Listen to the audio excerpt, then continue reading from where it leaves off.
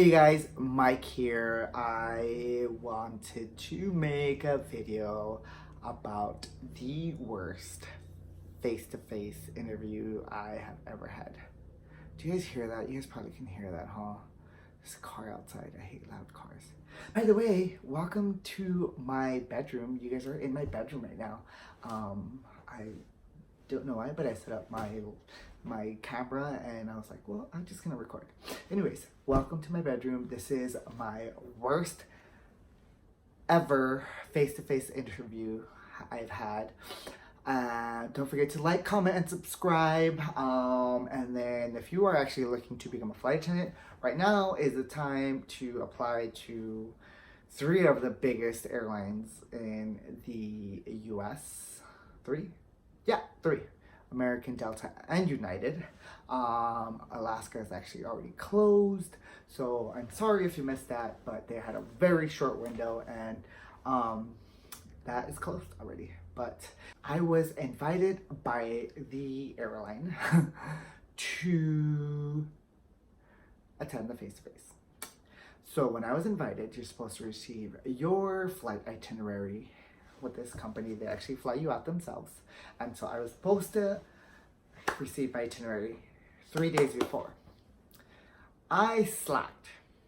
Don't slack on it.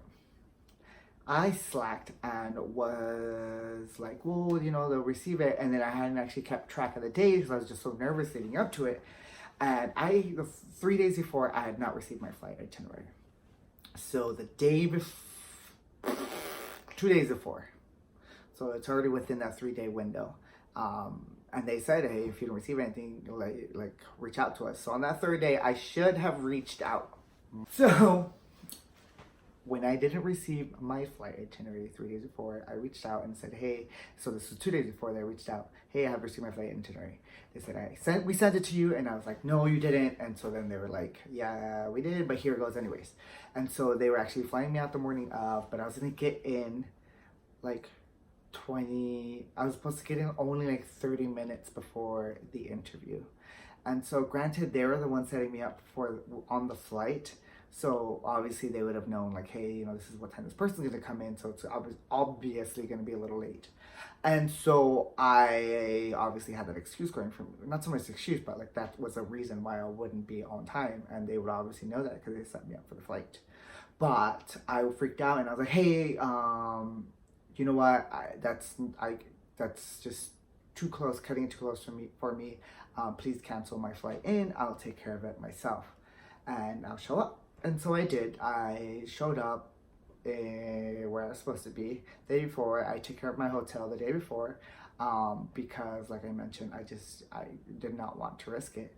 And so when the day of the interview, now we're talking about the day of. Show up, I get ready, I put on my suit, I get dressed, do my hair, whatever, feeling like $1,000,000. And then I call my Lyft, and then my Lyft takes me to the wrong place. So we're like circling around this place, trying to figure out where we're going. And so then finally, we show up at the place I'm supposed to be at. The training facility is actually where they were holding their interviews, but I show up at the wrong entrance. So I was like, why isn't anyone else here? What's going on? And obviously they're being super polite and just smiling, like, oh, well then just sit there and, you know, we'll see what happens. You know, we'll come get you when we're ready. So I was like, oh, I'm at the right place.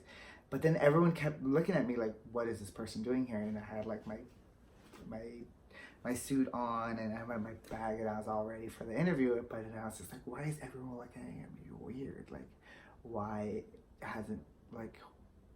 where's everyone else at? And so finally I see a group of people walking from the opposite direction of where I'm sitting, and I was like, I am at the wrong place. I obviously didn't show up where I'm supposed to be. So that was mistake number 2 at this point. So I felt so dumb. I felt so ridiculous, and I was like, because I had walked all the way into where they were holding it, and then that's when I got corrected. And they were all super polite. They were just like, oh, well, you don't, just go have a seat and we'll take care of you. And so finally when I realized that, I was so embarrassed. I was like, oh shoot. I was like, well, I just have to turn it on now. And, I just have to turn on the charm, really, is what it was that I had thought. And so then, the whole process is going through, and then where it's going great. Mind you, this airline was amazing. Their interview process was like very, I wouldn't say low stress, because it's obviously still stressful because it's an interview, but they made it a point to make us comfortable. And I can honestly say that I felt super comfortable throughout the whole process. They were so nice, so sweet. And so when we got separated into rooms, so we can do like smaller group interviews, I have a habit. So I am a Navy veteran, so a military vet, and kind of, how can I say this? So I got used to standing up when I got addressed. Even in college, I did this. If we were like, oh, introduce yourself, most people would like say, oh, I'm so-and-so, I'm a whatever major, this is my third year, whatever. I always had the habit of standing up, addressing everyone. I am so-and-so, this is, whatever, my major, this is my third year. So I did that during my group interview, but no one else did. I feel like that was mistake number 3. So I did something completely different. So once I did it, once I like popped up out of my seat, I was like, I shouldn't have done that. I was like, I so shouldn't have done that. But again, it was just out of habit. I felt so dumb. But yeah, I committed at that point. I was just like, well, I'm here, so might as well just keep going with what I already did. But yeah, I was just like, shoots, bro, like you messed up. So yeah, and after that, everything went well. But after that, that's when I got my, like, hey, we're not going to go through this hiring process with you. We're not going to invite you to training. And I was like, that's cool. Like, I kind of figured after everything, how everything went. But yeah, that was like the worst face-to-face interview. Well, again, I've only had 2, but that was a terrible face-to-face experience I had with an airline. And I literally, like, it was just a series. Every time someone asked, like, oh, how did that interview go? I was like, it was bad. I did not get it. It was a series of unfortunate events. My brain wasn't working. I don't know what I was doing that day, what I was on, what I was thinking. Like, I let the nerves get to me, what it was. But it was interesting, to say the least, and I didn't get the job. But, I have my airline I'm with. They're amazing. I've been treated well. I honestly cannot complain with the airline I'm with. I love my job. I love what I do. I love where I've been based. I've loved the people I've met with, the people I've worked with, both passengers and other crew members. Everything, like literally everything has been great.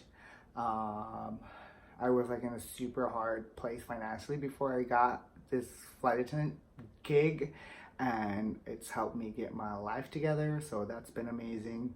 And it gave me a platform to be able to show people like what I do. And I've been working really, really hard, so we haven't really been taking many vacations. Both my husband and I, we're both flight attendants, so I have to do more traveling flight vlogs. I vlog. But yes, I just wanted to let you guys know about that terrible incident and let you know that more videos are to come. Appreciate you guys hanging out, and for subscribers, it's been amazing. And hang tight, I have more videos coming. Obviously I've upgraded some of my equipment, and I'll be upgrading even more. Alrighty, talk to you guys later. Don't forget to like, comment, and subscribe. Again, thank you very much for joining me on my channel and in my bed where all the magic happens. cringy. Anyways, I'll talk to you guys later. Bye.